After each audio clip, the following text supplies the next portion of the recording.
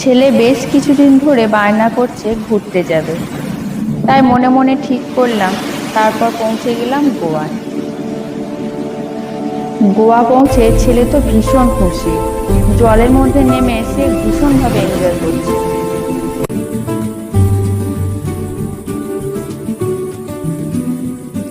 ঘুরতে ঘুরতে সে স্মৃতিচারণের জন্য গাড়ির উপর উঠে একটা ছবি তোলার আবদার করলো।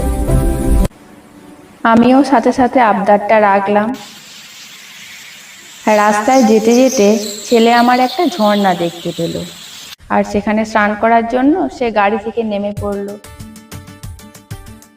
এই শীতকালে ঠান্ডা লেগে যাওয়ার ভয়ে ওকে আমি বেশি স্নান করতে নিষেধ করলাম, কিন্তু ও শুনছেই না, স্নান করেই চললো।